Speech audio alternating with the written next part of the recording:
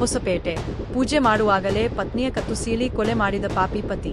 ಹೊಸಪೇಟೆ ಗಂಡನೇ ಹೆಂಡತಿಯನ್ನು ಚಾಕುವಿನಿಂದ ಚುಚ್ಚಿ ಕೊಂದಿರುವ ಘಟನೆ ಹೊಸಪೇಟೆ ನಗರದಲ್ಲಿ ನಡೆದಿದೆ.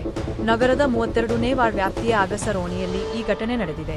54 ವರ್ಷದ ಪ್ರಭಾವತಿ ಕೊಲೆಯಾದ ಮಹಿಳೆ ರಾಮಮೂರ್ತಿ 58 ಎಂಬಾತನೇ ಕೊಲೆ ಆರೋಪಿಯಾಗಿದ್ದಾನೆ. ಇಂದು 11 ಗಂಟೆ ಸುಮಾರಿಗೆ ಅಗಸರ್ ಓಣಿಯ ಬಾಡಿಗೆ ಮನೆಯಲ್ಲಿ ಪ್ರಭಾವತಿ ಪೂಜೆ ಮಾಡುತ್ತಿದ್ದಳು.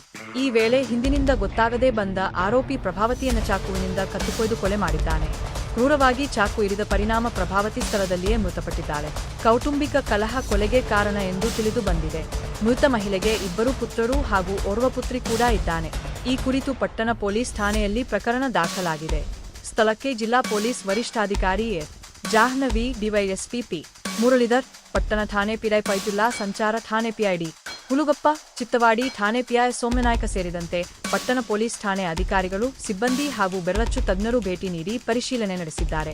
ಮೃತ ಪ್ರಭಾವತಿ ಪುತ್ರ ವೀರೇಂದ್ರ ಕುಮಾರ್, ನನ್ನ ತಂದೆಗೆ ಕಾನೂನಿನ ಪ್ರಕಾರ ಶಿಕ್ಷೆಯಾಗಲಿ ಎಂದು ಆಗ್ರಹ ವ್ಯಕ್ತಪಡಿಸಿದ್ದಾರೆ.